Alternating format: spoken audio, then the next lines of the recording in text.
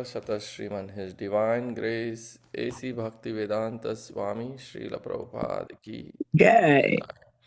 Jai Om Vishnupad Paramahamsa Parivrajakacarya Stoutar Sata Sriman His Divine Grace Bhakti Siddhanta Saraswati Thakur Goswami Maharaj Prabhupada ki Jai.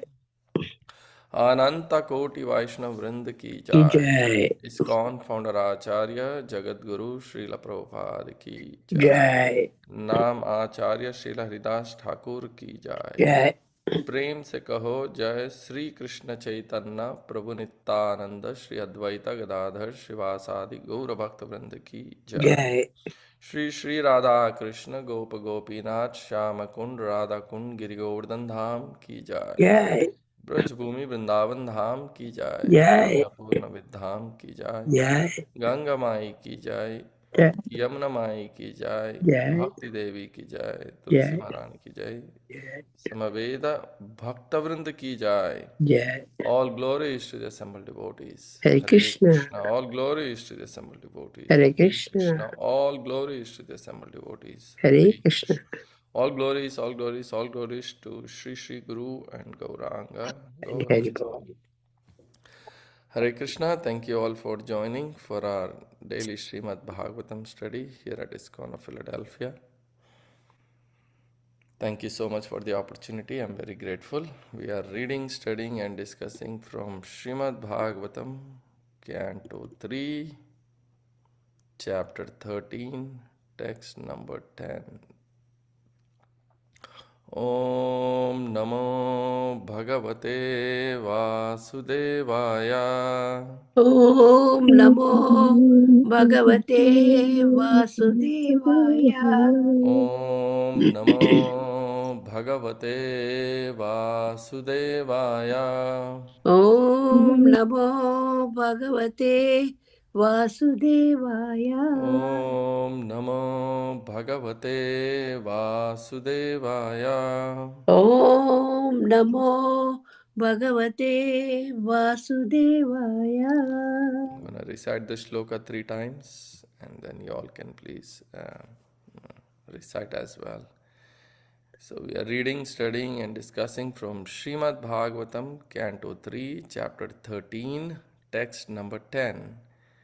एतावत्यात्मजैर्वीरा कार्या हि अपचितिर्गुरौ शक्त्या प्रमत्तेर्गृह्येता सादरं गतमत्सरै।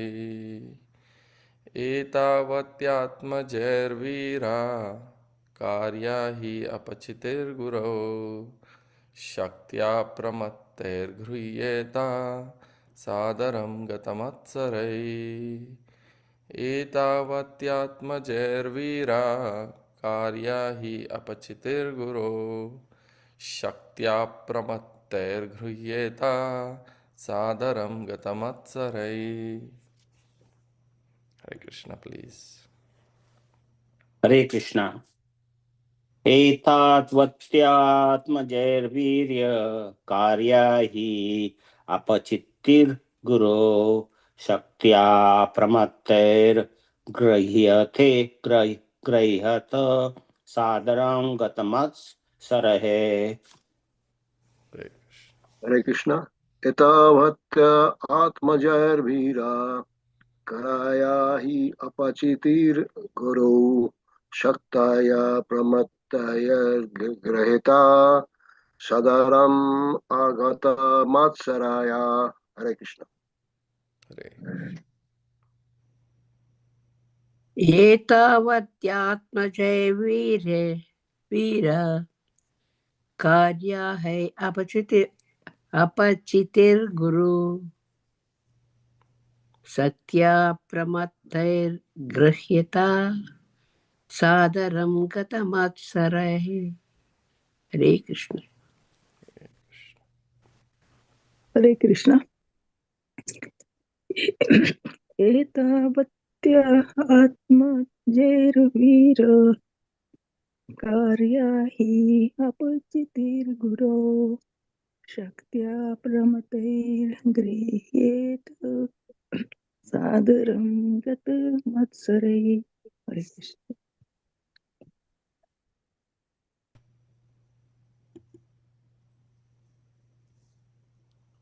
Anyone else? Hare Krishna Prabhu. Hare Krishna. Ittevate atmajairvira karyahi apachitairguru shakta pramatair grihete shadaram gata matsarai.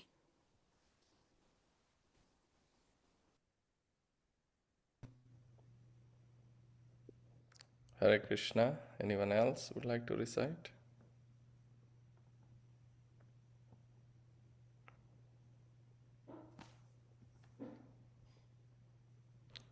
Okay, we'll go to the synonyms. Etavati, just exactly like this. Atmajai, by the offspring. Veera, O hero. Karya, should be performed. He, certainly. Apachitihi, worship. Guru, unto the superior. Shaktya, with full capacity. Apramatte, by the same. Griyeta, should be accepted. Sa adaram, with great delight. Gata matsarai, by those who are beyond the limit of envy. Translation. O hero, your example is quite befitting a son in relationship with his father. This sort of adoration for the superior is required. One who is beyond the limit of envy and who is sane accepts the order of his father with great delight and executes it to his full capacity.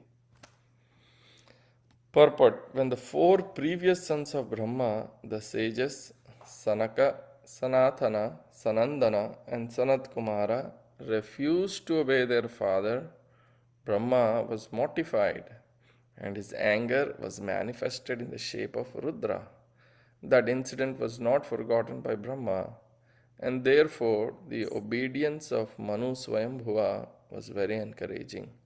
From the material point of view, the four sages' disobedience to the order of their father was certainly abominable. But because such disobedience was for a higher purpose, they were free from the reaction of disobedience. Those who disobey their fathers on material grounds, however, are surely subjected to disciplinary reaction for such disobedience. Manu's obedience to his father on material grounds was certainly free from envy, and in the material world it is imperative for ordinary men to follow the example of Manu. Jayom Ajnanatimirandasya Jnananjana Chakshur Unmilitam Yena Tasmai Shri Guruve Namaha Shri Chaitanya Manobishtam Sthapitam Yena Bhutale Swayam Rupa Kadamayam Datati Sapadantikam Nama Om Vishnupadaya Krishna Preshthaya Bhutale Srimate Bhaktivedanta Swaminiti Namane Namaste Saraswate Deve Gauravani Pracharine Nirvisesha Shunyavadi Paschatya Deshatarine जय श्री कृष्ण चैतन्य प्रभु नित्यानंद श्री अद्वैत गदाधर श्रीवासादि गौर भक्त वृंद हरे कृष्ण कृष्ण कृष्ण हरे हरे हरे राम राम राम हरे हरे विष्णुपदाय स्पष्टाय पुतले श्रीमते सच्चिनंदन स्वामी नित्यानंद नित्यानंद परिप्रेष दीनभद्रे कृपार्पित संकीर्तन शरणम Hare Krishna, thank you all for joining and thank you for giving me this opportunity. I seek all of your blessings and permission before I speak, primarily for my own purification. The translation again. O hero, your example is quite befitting a son in relationship with his father. This sort of adoration for the superior is required. One who is beyond the limit of envy and who is sane accepts the order of his father with great delight and executes it to his full capacity. A very beautiful verse with a lot of insight.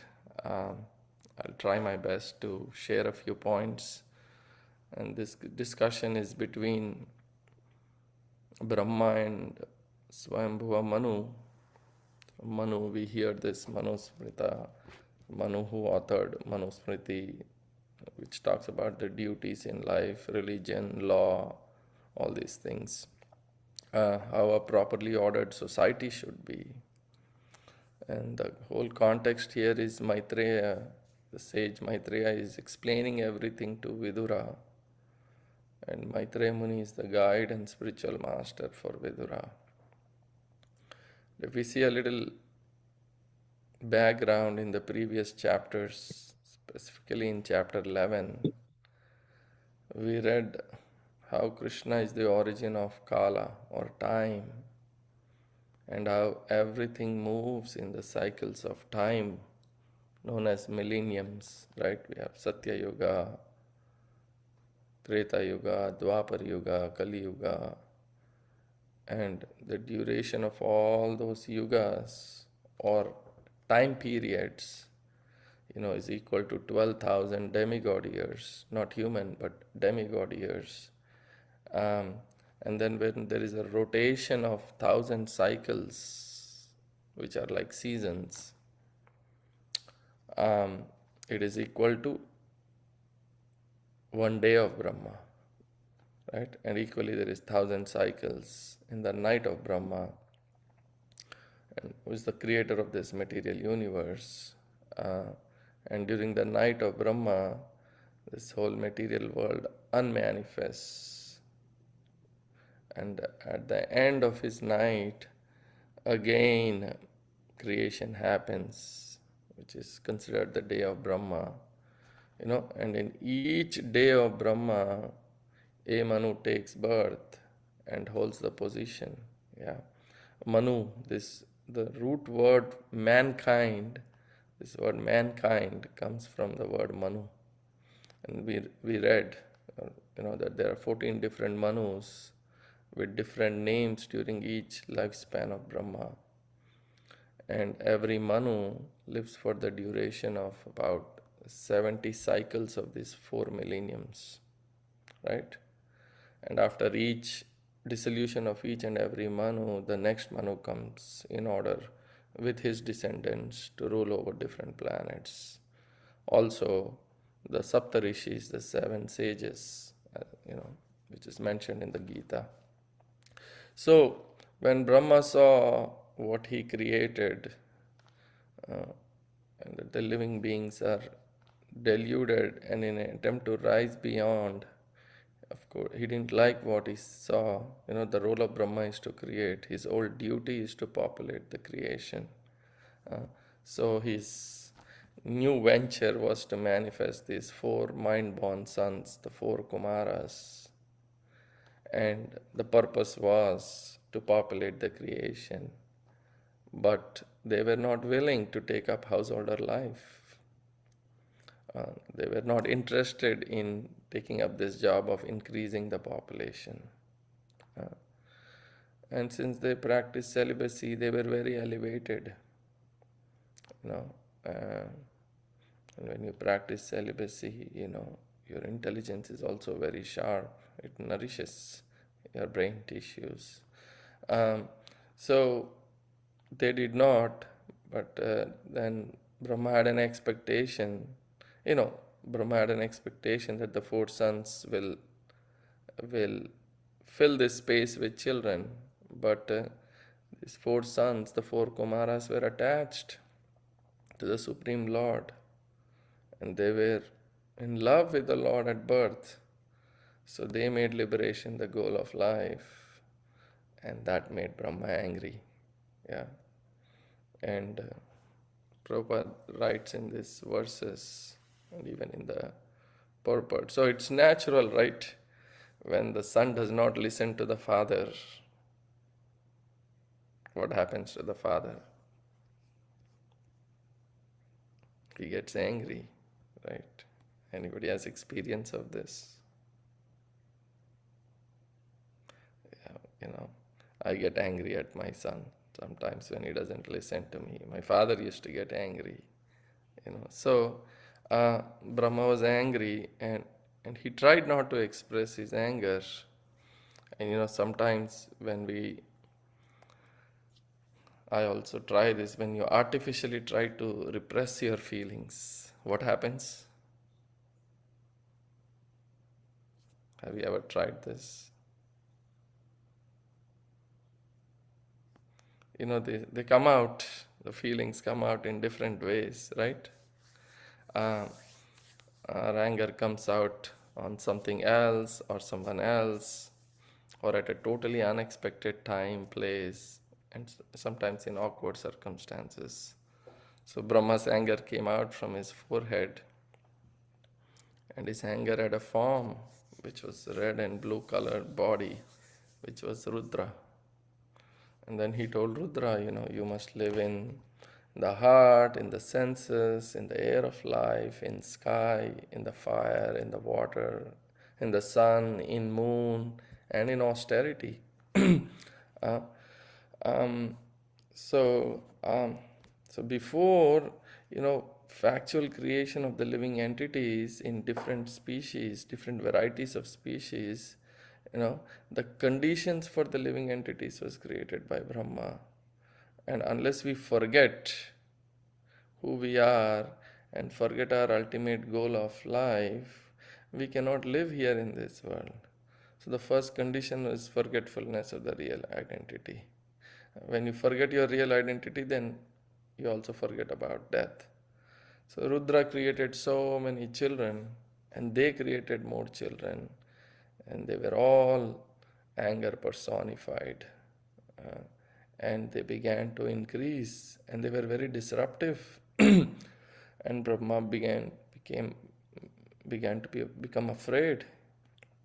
Then Brahma tells no need to create any more of such being. Just stop and just rather perform penance or sacrifices, so the world will return to a peaceful state. So after taking Brahma's blessings, Rudra performs a lot of austerity. Yeah. So that's how Brahma solves the problem of Rudra, by sending him to forest.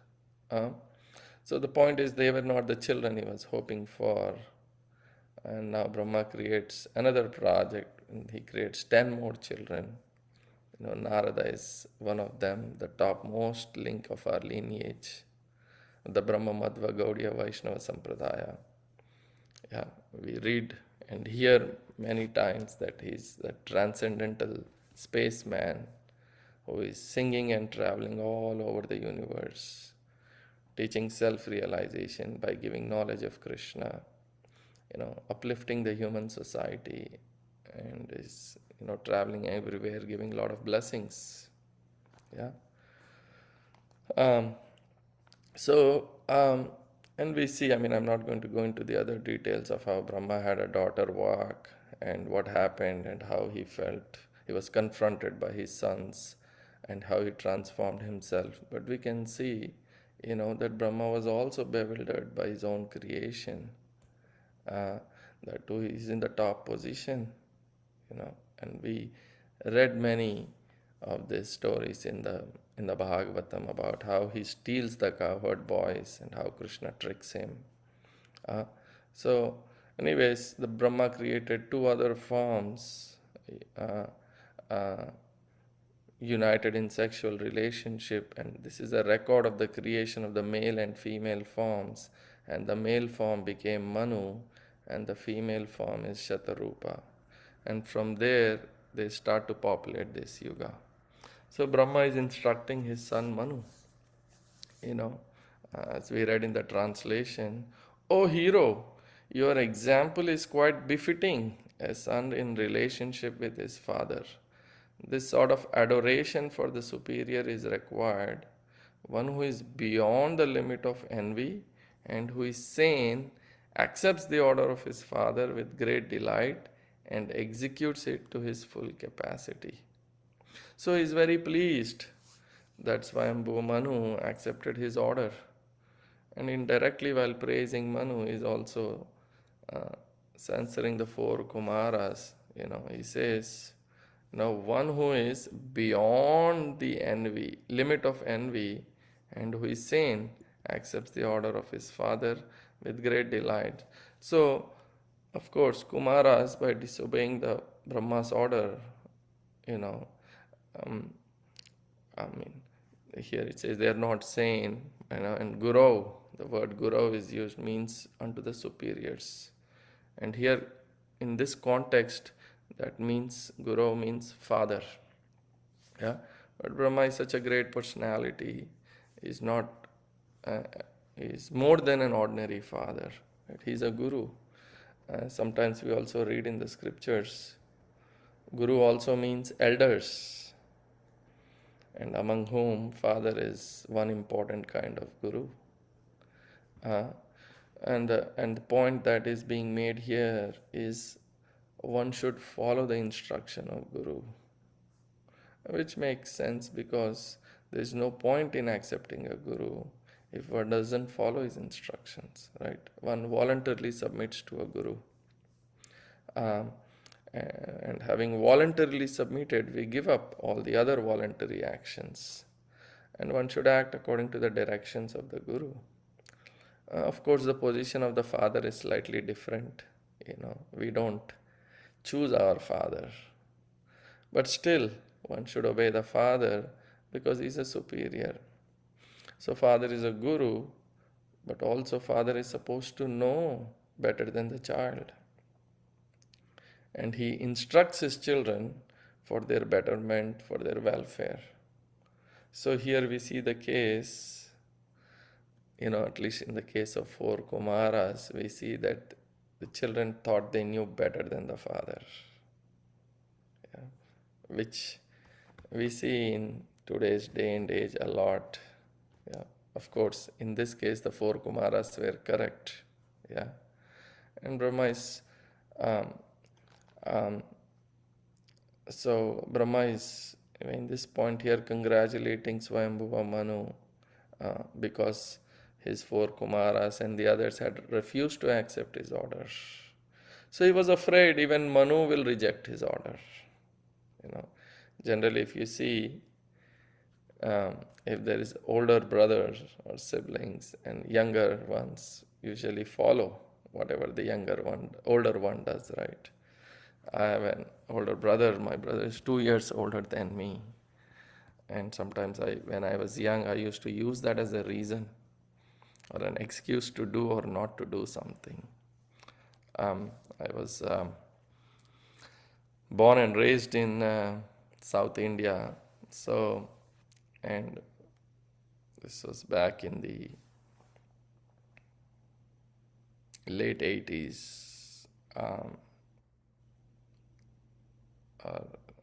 early 90s, late 80s. We had to walk a mile to get fresh milk, cow milk, but you had to be there at that place by 6 a.m. So my mother would wake us up, at 5:40. It would take us a few minutes to wake up. So me and my brother would take turns to do this service. But once in a while, my brother would say, "No, I'm not going today." And my mother would request him, "Please, please go," and he wouldn't budge. He said, "No, I'm not going." He would say, send, Pramod. He would tell my mother to send me. My mother used to be afraid, if this guy doesn't listen, then my younger one also will reject.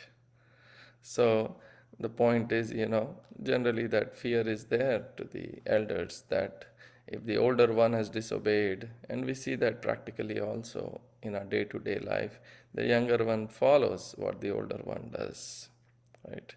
So guru unto guru or superior, so any superior in one sense is a guru, and especially here the relationship between father and son, and this of course, we are all interested in transcendental life ultimately, but we are also interested in proper human civilization. And we can see, things are so bad. Sometimes we see, as a parent, we try to make the child to do something. I know mostly devotee children are very submissive and listening, but in general, sometimes we see the child rebels, right? When the father or the mother tells to do, and the child says, "Why should I do it?" You know, and the parent's typical response is what? Any guesses?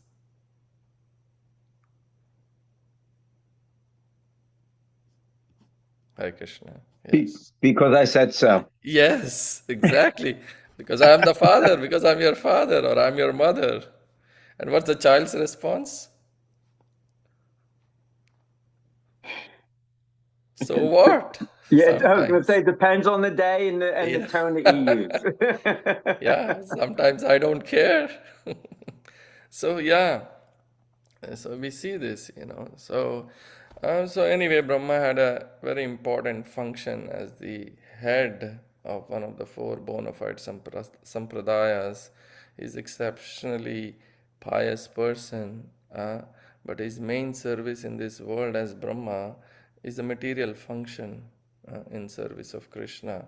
Not material in the sense like the activities of demoniac persons, but he has to create the universe in each day of his life and fill it up with living entities. Yeah.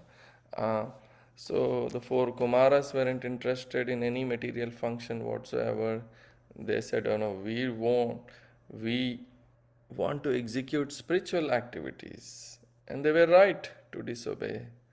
Because the highest function of any living entity is to pursue spiritual life. So Kumaras were right, but nevertheless Brahma didn't see it that way. Brahma became angry, and because of that Rudra manifested, and Brahma is remembering all these in case of Swayambhuva Manu who followed his instruction, and both Manu and the Kumaras are counted as great personalities, and both were right in different ways. Otherwise you could argue Manu is right and then Kumaras are wrong, but Kumaras didn't accept.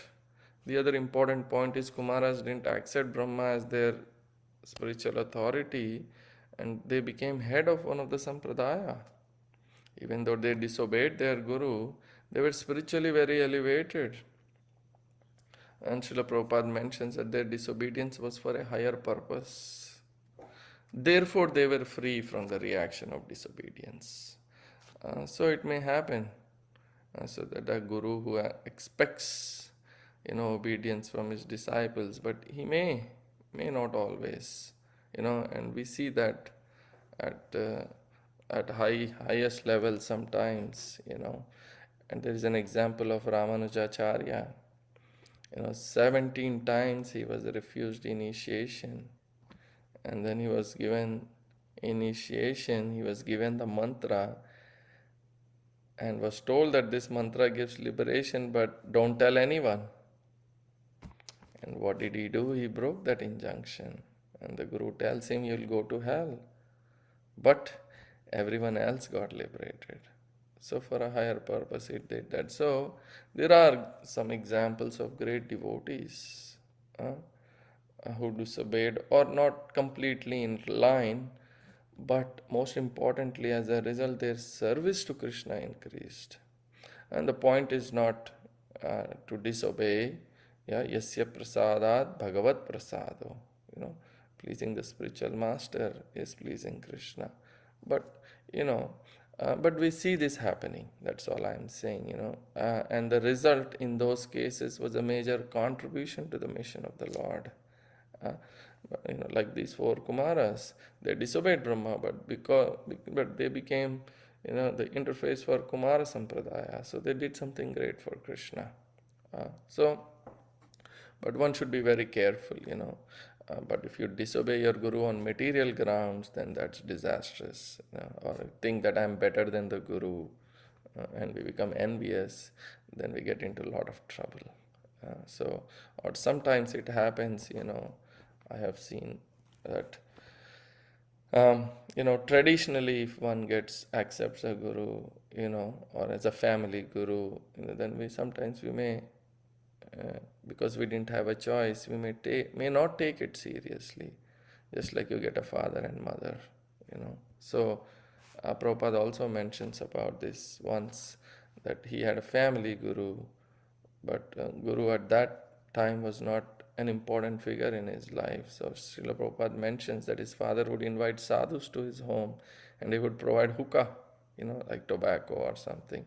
So, um, um, Yeah, so there are many examples. I just thought I'll share a couple of examples of father and son from our scriptures.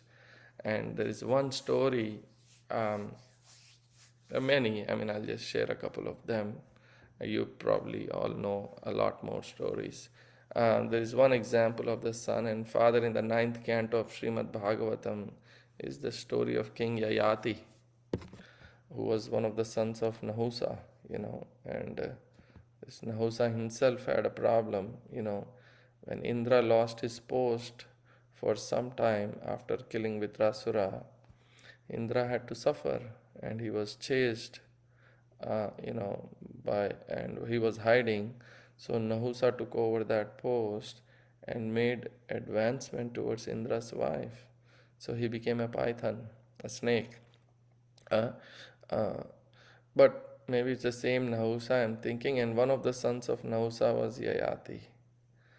And Devyani was the daughter of Shukracharya.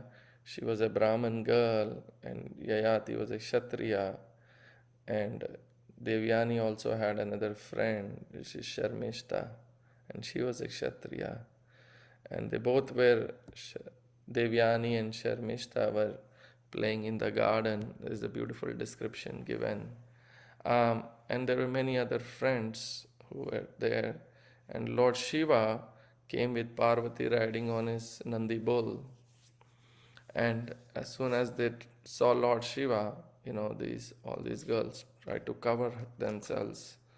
And Sharmishta accidentally grabs Devyani's clothes, and then Devyani gets upset and offends her, and then they both start offending each other and talk about Brahmanas and Kshatriyas, demeaning each other. And Sharmishta, being a bit strong, she pushes Devyani into the well, and she's naked, and is in that well, and she takes her clothes, and all the other girls also leave from there. And then this King Yayati comes by, and he sees Devyani naked in the well, gives her a cloth. And anyways, by fate, they are arranged to meet, and then Devyani tells her father Shukracharya, you know, and Rishaparva, who is the father of Sharmishta, he gets scared and nervous, thinking that Devyani may have, told her father, uh, and Shukracharya is a Brahmana, and that he might curse him. So, anyways, here Devyani and Yayati decide to marry, and Shukracharya softens up and says, okay, okay. And he doesn't curse Rishaparva, but he says, you must fulfill my daughter's desire. And Devyani's desire was that Sharmishta and her friends all became her maidservants. And Rishiparva accepts this, and sends her. A long story short, um, um, then Yayati and Sharmishta have a relationship, and then she becomes pregnant, and then Devyani gets very angry. She walks away, goes to her Shukracharya's home, and Shukracharya becomes very angry and curses Yayati to become old, to lose his youth.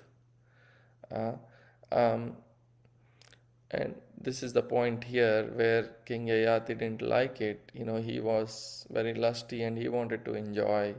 So he asked his nice, obedient sons to exchange his youth with him. Uh, uh, he asked his oldest son Yadu, and the oldest one said, no, no, no, no. But he had a very nice spiritual reason, and Prabhupada explains in the purport, in the ninth canto, 18th chapter, text 40. I'll quickly read this beautiful part of the purport. The last part of the purport says, Maharaj Yadu, so he was the oldest son of King Yayati, he says, as Maharaj Yadu was different from his brothers, as stated in the next verse, turvashuschoditaha pitradhruyus bharata pratyachakyur adharmagya. Maharaj Yadu's brothers refused to accept their father's proposal because they were not completely aware of dharma. To accept the orders that follow religious principles, especially the orders of one's father, is very important. Therefore, when the brothers of Maharaj Yadu refused their father's order, this was certainly irreligious. Please listen to this carefully. Maharaj Yadu's refusal, however, was religious. As stated in the 10th canto, Yadoscha Dharmashilasya, Maharaj Yadu was completely aware of the principles of religion. The ultimate principle of religion is to engage oneself in devotional service to the Lord. Maharaj Yadu was very eager to engage himself in the Lord's service, but there was an impediment. During youth, the material desire to enjoy material senses is certainly present, and unless one fully satisfies these lusty desires in youth, there is a chance of one's being disturbed in rendering service to the Lord. Uh, Anyways, the point was he disobeyed for a spiritual reason. The other sons disobeyed because they didn't want to become old. Uh, and so finally we see, in the subsequent verses, it was his youngest son, Puru, who accepts in text 44. Prabhupada explains that Puru, Yayati's last son, immediately accepts his father's proposal.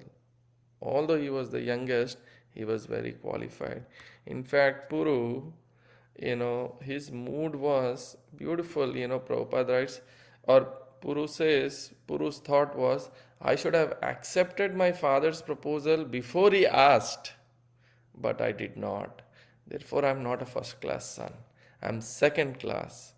But I do not wish to become the lowest type of son who is compared to his father's stool. One Indian poet has spoken of, I'm just reading from the purport of 9/1844. One Indian poet has spoken of Putra and Mutra. Putra means son and Mutra means urine. Both a son and urine come from the same genitals. If a son is an obedient devotee of the Lord, he is called Putra or a real son. Otherwise, if he is not learned and is not a devotee, a son is nothing better than urine. So, just this chapter gives the history of King Yayati, and how his young son accepts Yayati's invalidity. So I just thought it's very relevant here in this context. And there is another father and son story of Nabhaga and Nabhaga.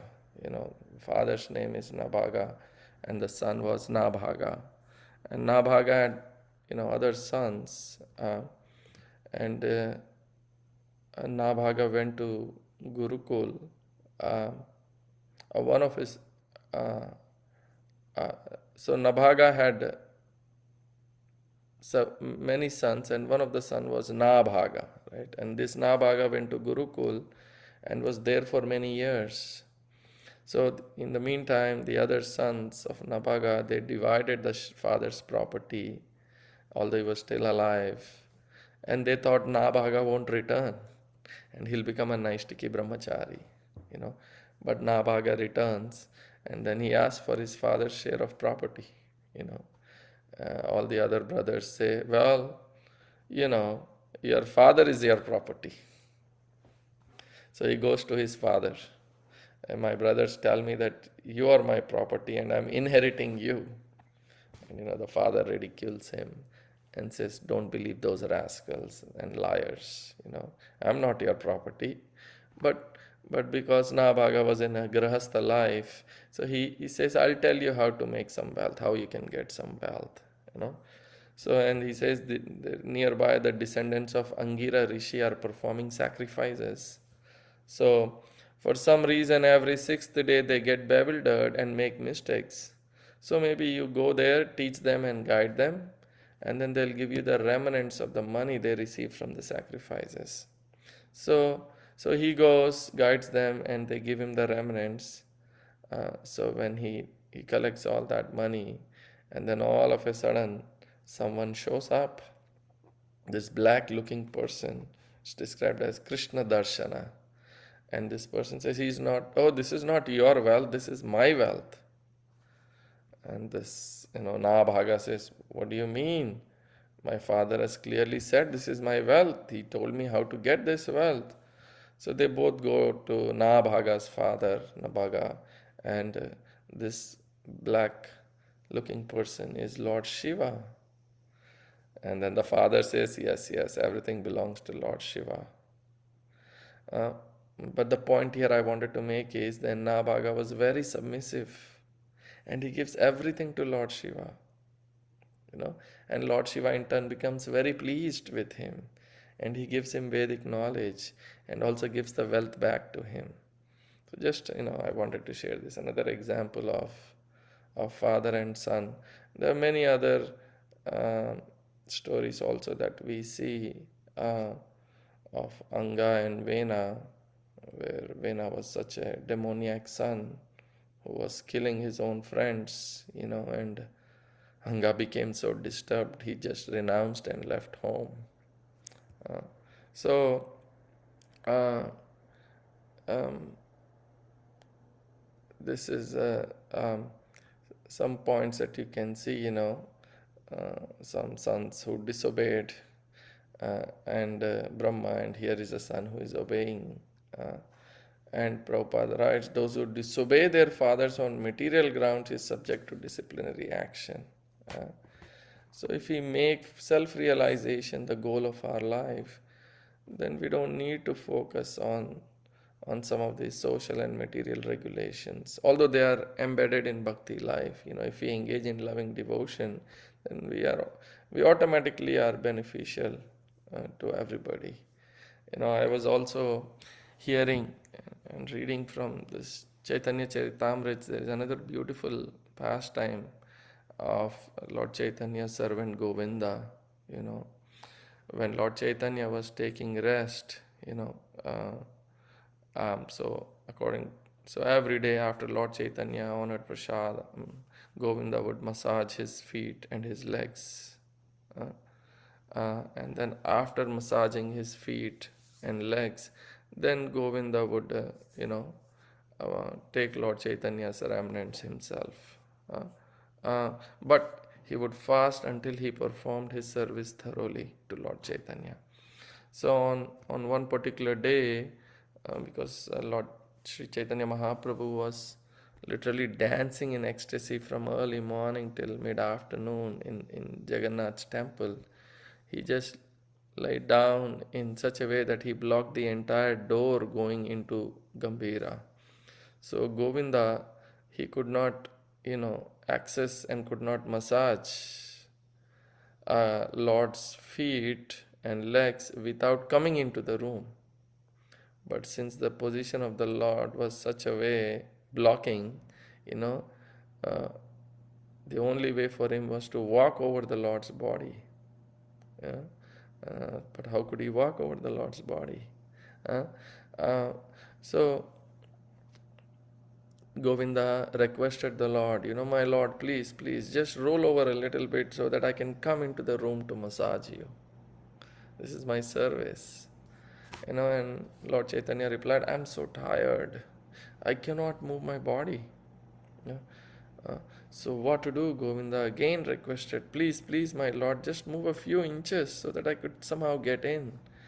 And the Lord replied again, I cannot move my body. The Govinda requested like this several times. I can't walk over you, my Lord. So Sri Chaitanya Mahaprabhu finally replied, do it or don't do it. Whatever is the intention of your mind. That were the last words he spoke, and then he fell asleep. So what Govinda did is he took an outer garment of Lord Chaitanya and placed it over the Lord Chaitanya's body, And then he carefully stepped over the Lord's body to get into the room. Uh, but the purpose of doing that was what? To massage the Lord's feet, massage his legs, uh, massage it softly and very carefully. Uh, and Lord is present in our heart. Lord knows all our thoughts. So about almost 45 minutes passed, and then Lord Chaitanya came into his external consciousness. He woke up and he saw Govinda sitting beside him. Yeah? And then Lord Chaitanya, appeared to be angry, and he said, "What are you doing sitting here? Every day after you massage me, you go and take prasad. Why haven't you taken prasad? Why are you sitting here?" And Govinda's answer was, anyone remembers?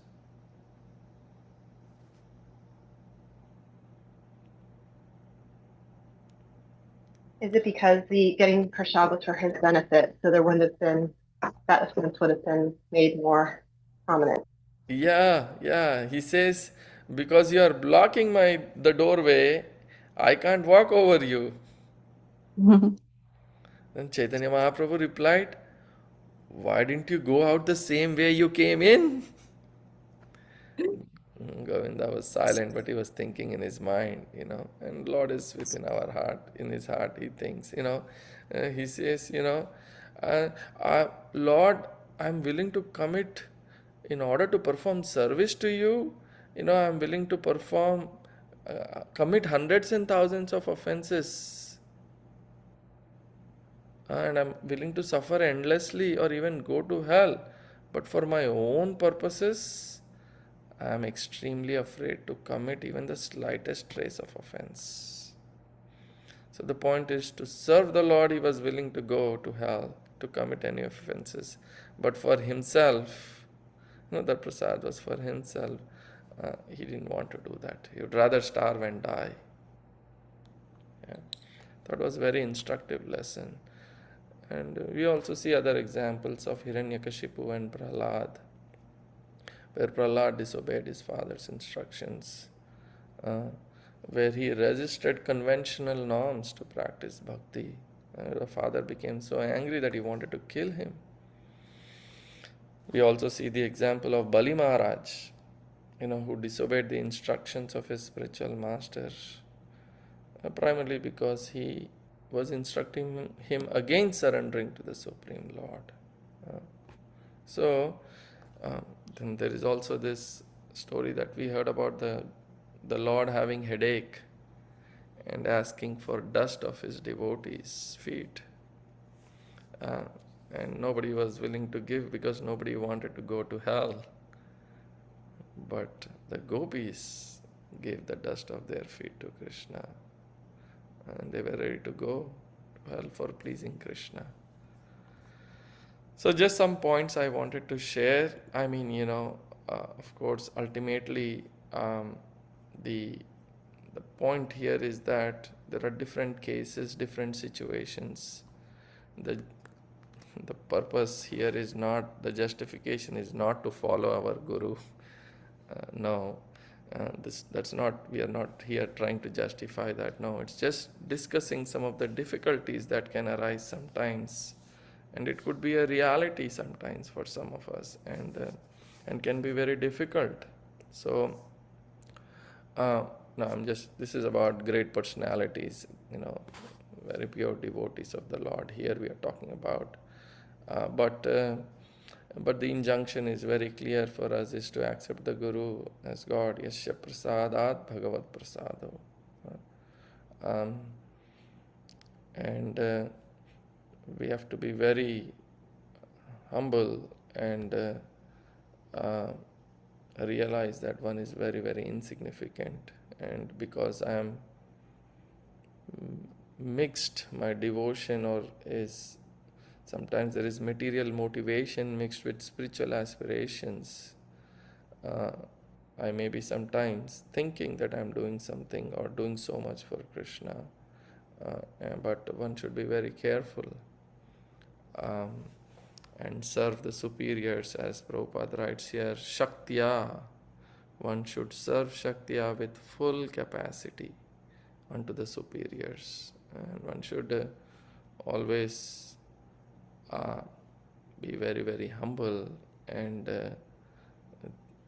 realize that because of my own mistakes, because of my own conditioning, I am not able to see some of these activities of the superiors or the seniors. Uh, and that I'm very insignificant and I should make some adjustments. So, just some points that I wanted to share. I'll stop here. Please forgive me for any mistakes I've made and please correct. Thank you so much for this wonderful opportunity. Hare Krishna.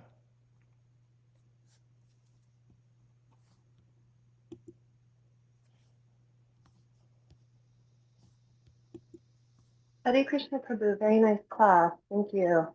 I just wanted to appreciate the point you were making about doing something for Krishna, making, that we would do something for Krishna, but something for ourselves. We have to be very careful about, making any offenses, and also being careful about making sure that we don't have mixed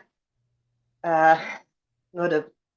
And when we are doing something for Krishna, we think we're doing it just for Krishna, but we need to really assess, especially if there is an offense that could be made in that we have to really contemplate our motivation before we move forward with an action.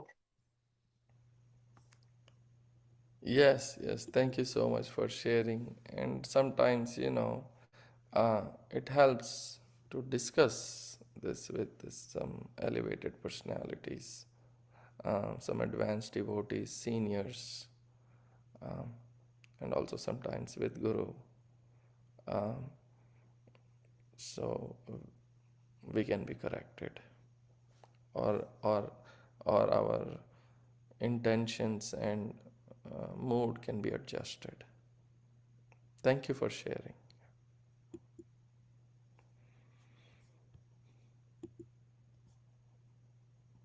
Acharya Prabhu, anybody else? Any corrections, additions?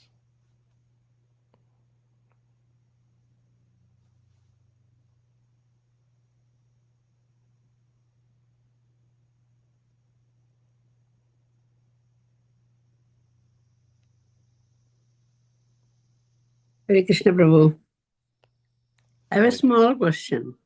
Ah, Lord Ramchandra listened to his father's words. He went to all the difficulties. So, how do you explain that? He's the Supreme Personality of Godhead. In that Leela, he wanted to teach us that he's an ideal son. We call him as Maryada Purushottam, right? Yeah. Pitruvaki Palana, he did it. Yeah. Father's son. So, maybe I should clarify. So, to set an example, he did that, but that was all part of the whole Leela, where he wanted to set an example for all of us. Sorry, were you trying to say something else or ask in a different context? Maybe I'm missing that. How do we see he accepting the instructions of his father? He accepted instructions of his father, Yes. but he went through a lot of difficulties. That is Pitruvaki Palipalana, he did it. So that's what I just wanted.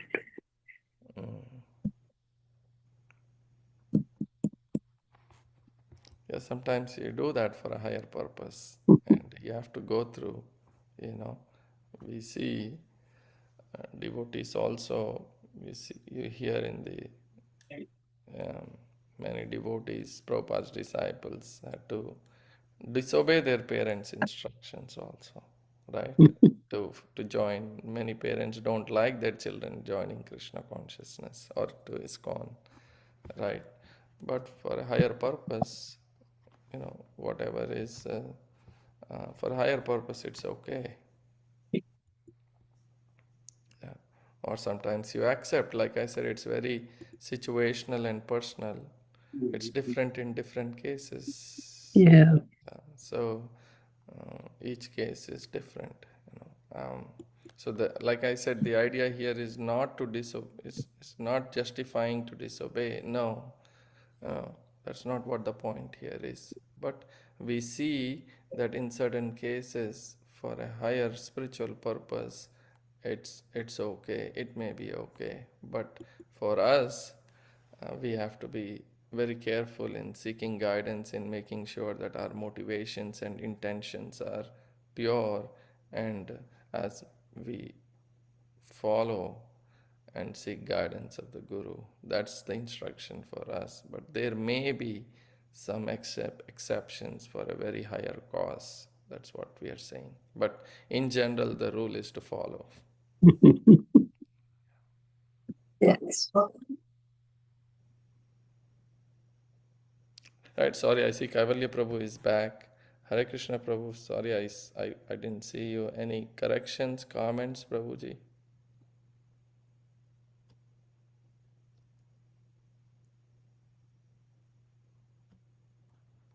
Okay.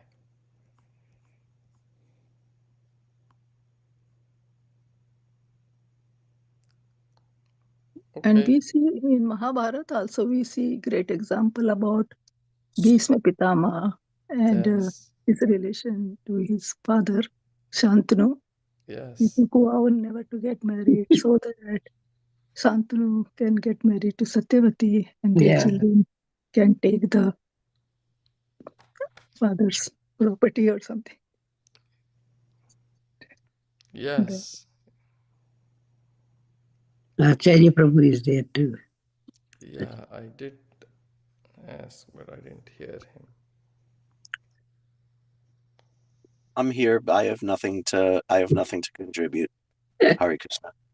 Hare Krishna.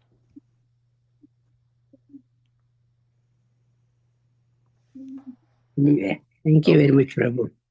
Thank you, Prabhu. It was wonderful class. All the stories were really nice, Prabhu. Thank you for sharing. Just try to repeat. Yeah. Thank you. Hare Krishna. Hare Krishna. Hare Krishna. Grantara Srimad Bhagavatam ki jai. Srila Prabhupada ki Jai. jai. Hare Vancha Krishna. kalpatarpyascha Kripa kripasindhapye sindhu vacha. patitanam Patitanam pavanebhyo vaishnavebhyo vaishnavebhyo namo namo namo. namo.